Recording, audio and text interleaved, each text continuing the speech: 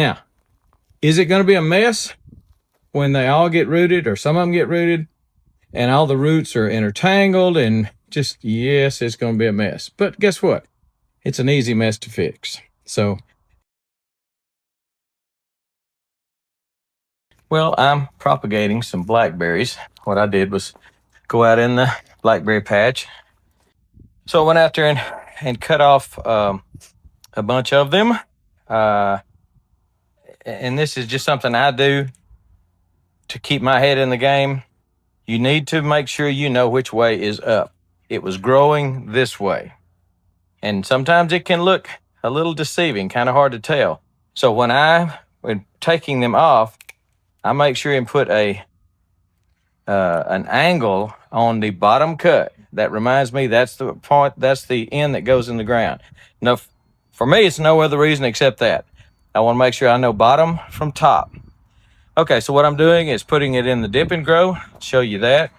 So here's my dip and grow. Again, it's only going down about that deep to that node right there. And I want to paint that one with the dip and grow simply because I'm going to stick it down in the ground to about right there. I'm going to leave these two growing buds above the potting soil. So I'm doing that and just painting that. In dip and grow, you leave it down about 5 seconds, pull it out. The dip and grow soaks in, stays wet. I'm putting it down in a wet medium, moist medium. And anyway, I like the dip and grow. I've had good success with it. So what I do first, and this is pretty full, but what I do first is come in here and I'll punch a hole, kind of ream it out. This is the one I just dipped. I want to leave, I can leave just one growing shoot, growing bud up above the ground, but I want to leave two. Usually it will sprout from both of them. But anyway, I'll just push it down in there, being very careful not to damage this little growing bud, okay? That's where you want your growth from. If you break that off, you're done. So be careful when you push it down in there. That's why I leave an inch or so above that with a flat edge where I can push it down in there. Now I'm leaving this, I don't know whether you can see that or not, but I'm leaving one growing bud there, one bud there. So it should sprout in two different places if it roots. Not all of them are going to root, so you do more than you think you're going to need. I've had a 90% success rate. I've had a 90% failure rate. So you just don't know. These need to be sprayed, misted several times a day. If they're on your patio, you can get out there with a water bottle and mist them. They just need to be kept moist. The soil needs to be kept fairly moist, but the tops have to be kept moist. That's why you have to mist them, not just water them, but mist them. Keep those tops moist. Let me show you one more. All right, I'm gonna dip it. Now I really want to paint that one, and that one, and that one. I'm gonna have that one pretty deep.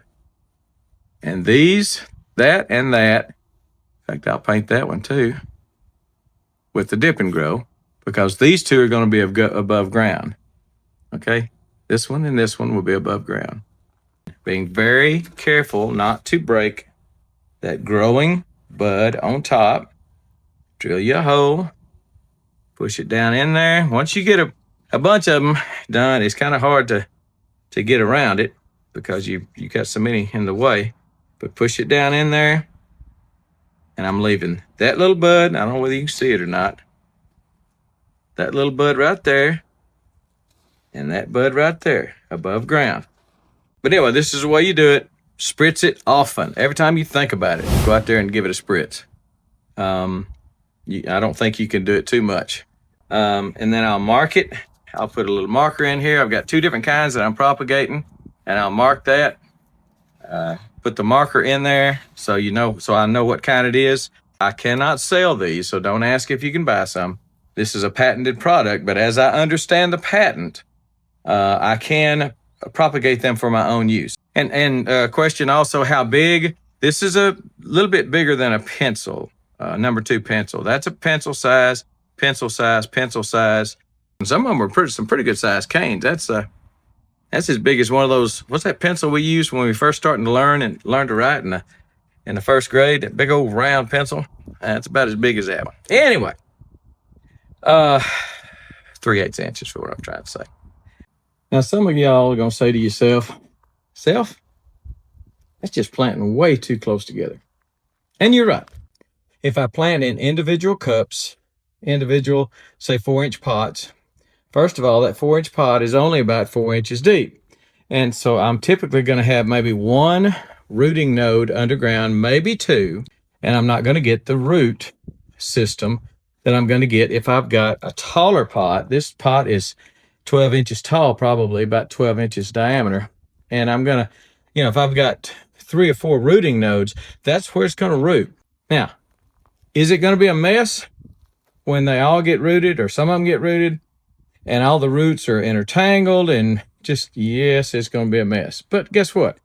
It's an easy mess to fix. So I've got plenty of videos on that, undoing those roots, unmatting them, and it's easy. From here, we'll go to individual pots. As soon as I see good growth here, and especially if I see some roots start coming out of the holes in the bottom, then I know we've got some rooting going on.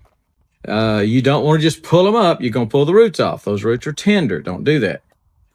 So you just have to wait till you pretty dang sure you've got a good root system, and then put them in pots, individual pots. And where it's hot, I would not advise you, unless it's got a great root system, to plant in the summer. And even then, you better take care of it. You better mulch it. You better have a drip system on it. You better really take care of it, because it needs a good head start. And typically, I'm not going to get that kind of a head start until they've been in individual pots for 6 months or so.